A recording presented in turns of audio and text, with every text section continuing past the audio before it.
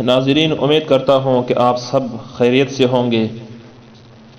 بات چل رہی تھی بیت المقدس اور اس پر صلیبیوں کا قبضہ۔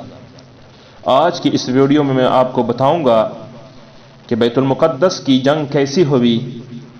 جب صلاح الدین ایوبی اسقلان اور اس کے متصل مقامات کی فتح سے فارغ ہوا تو اس نے بیت المقدس فتح کرنے کا قصد کیا، اور وہاں عیسائیوں کا بڑا مذہبی پیشوا جس کا نام بطرک اعظم اور حاکم رملہ بالبان بن نذران اور بادشاہ کے رشتہ دار شہزادی ربیسہ موجود تھی۔ فرنگیوں کی وہ سردار اور فوج افسر جو جنگ حتین اور مفتوحہ علاقوں سے بچ کر نکل گئے تھے، وہ سب بیت المقدس میں موجود تھے۔ وہ اپنے دین اور مذہب کی خاطر مر مٹنے کے لیے تیار تھے۔ ان لوگوں میں بہت جوش و خروش تھا۔ انہوں نے زبردست جنگی تیاریاں کر رکھی تھی اور شہر کے اندر سے منجنیق قلعہ شکن آلات نصب کر رکھے تھے۔ سب سے پہلے مسلمانوں کا ایک سپہ سالار فوج لے کر آگے بڑھا، مگر فرنگیوں نے اس کے ساتھ جنگ کر کے اسے اور اس کے ساتھیوں کو شہید کر دیا۔ مسلمانوں کو اس کی شہادت پر افسوس بہت ہوا۔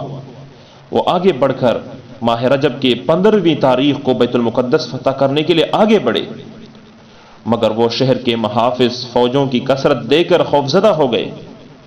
ایسی حالت میں ایک صلاح الدین ایوبی کی ضرورت ان جنگ والوں مسلمانوں کو چاہیے تھی، اور انہوں نے ایسی حالت میں ایک شخص کو پایا، صلاح الدین ایوبی کو پایا، جنہوں نے 5 دن تک شہر کے چاروں طرف کا فوجی معائنہ کیا اور آخر کار فیصلہ کن جنگ کے لیے ایک محاذ جنگ پسند کیا۔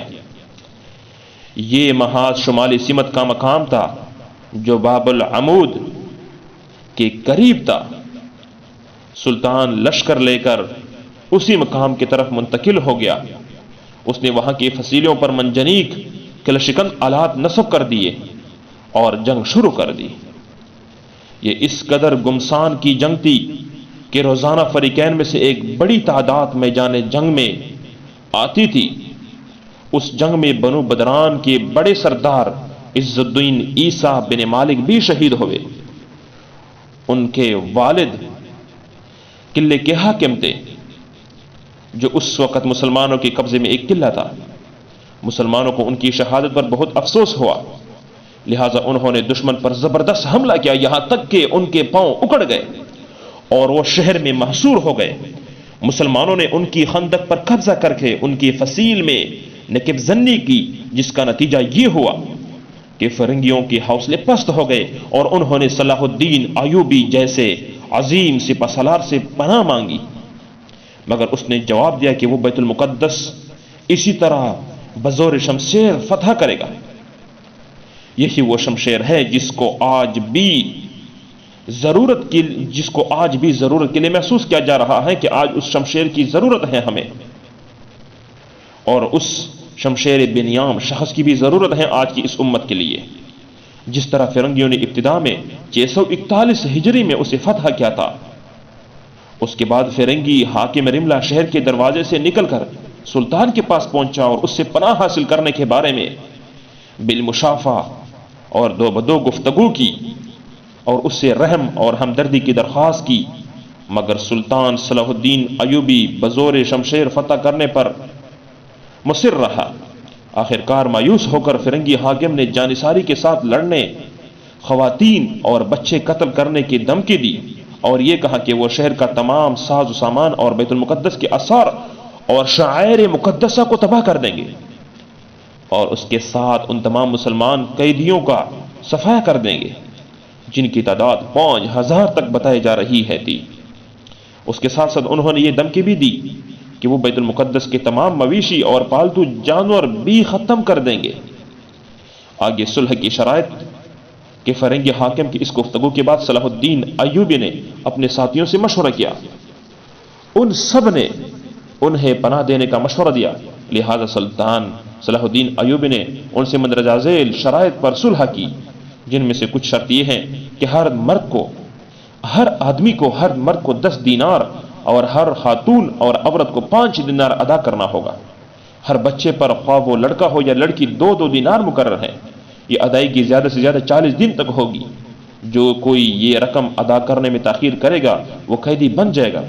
چنانچہ ان شرائط کے مطابق حاکم رملہ بلبان ابن نذران نے اپنے ہم مذہب غریبوں کی طرف سے 30,000 دینار ادا کیے۔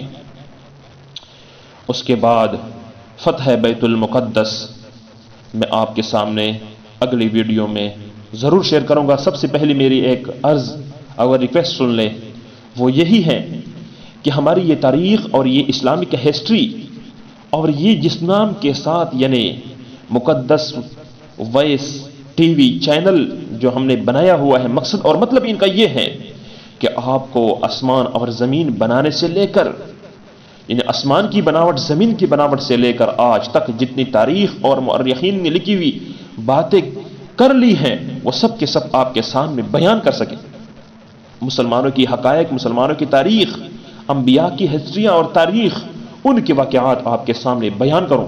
اس لیے روزمرہ کے حساب سے آپ ہمارے ساتھ رہیے، آپ کمنٹ کریں، آپ ہم سے پوچھیں، آپ لائک کریں، آپ سبسکرائب کریں اور شیئر کریں ہماری ویڈیوز کو، تاکہ ہر مسلم انسان کو، مسلم عورت خاتون کو اور مسلم مرد کو فائدہ پہنچے کہ ہماری حقیقت اور ہماری آباء و اجداد کی حقیقت اور اسلام کی حقیقت کیا ہے، ان سے آگاہی ان سب کو مل جائے۔